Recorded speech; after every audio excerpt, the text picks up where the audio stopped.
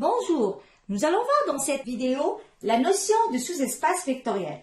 Prenons à présent l'exemple suivant. Donc, on considère ici l'ensemble H qui est un sous-ensemble de R2. On sait que R2 muni de l'addition et de la multiplication par un scalaire est un espace vectoriel. L'objectif ici étant de montrer que H, lui aussi, est un espace vectoriel. Pour cela, donc, on devrait vérifier les 10 axiomes d'un espace vectoriel. Cela dit, comme H est un sous-ensemble de R2, qui est déjà un espace vectoriel, il n'est pas nécessaire de vérifier tous les axiomes pour H. En effet, certains d'entre eux sont déjà transmis par R2. Donc, on va ensemble vérifier quelques propriétés. Commençons par la propriété 1. Si l'on pose x égale à 0, on obtient 0, 0 qui appartient à H. Donc, H est non vide. À la deuxième propriété, prenons deux éléments de H et montrons que la somme de ces deux éléments reste dans H. Donc, pour cela, soit U étant égal à x de x et V égale à y de y. Calculons la somme U plus V. En notant x plus y par z, on obtient z de z. On voit bien que U plus V est un élément de H. Vérifions maintenant une troisième propriété. Prenons C un scalaire de R et U un élément de H et montrons que C multiplié par U reste un élément de H. U appartient à H, donc U s'écrit comme étant x de x. En multipliant C par U, on obtient Cx, C de x. Ceci peut être écrit Cx de Cx. En notant Cx par x1, on obtient x1 de x1. On voit bien que c'est un élément de H. À partir de ces trois propriétés et de celles héritées de R2, on peut conclure que H est un espace vectoriel.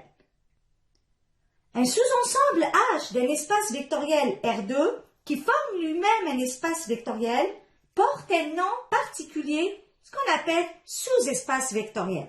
Généralisons ceci. Donc, on a la définition suivante. Soit V un espace vectoriel muni de l'addition et de la multiplication par un scalaire. Un sous-espace vectoriel H de V est un sous-ensemble de V qui vérifie les propriétés suivantes. Le vecteur nul de V appartient à H. Pour tout UV appartenant à H, U plus V appartient à H. Pour tout U appartenant à H et tout scalaire C, CU appartient à H. Prenons maintenant un deuxième exemple. On voudrait vérifier ensemble si le sous-ensemble donné par H est un sous-espace vectoriel de R3. Donc, pour cela, on doit vérifier les trois propriétés définies auparavant. Donc, première propriété, on voit bien que 0, 0, 0 appartient à H. Ainsi, H est un ensemble non vide. Prenons maintenant deux éléments de H et vérifions que leur somme reste dans H. Donc, soit U égale à x1, y1, z1 qui appartient à H. Comme U appartient à H, donc on a x1 moins y1 plus z1 égale à 0. V appartient à H, V étant égal à x2, y2, z2, tel que x2 moins y2 plus z2 égale à 0. Maintenant, calculons U plus V. On obtient ainsi x1 plus x2, y1 plus y2, z1 plus z2.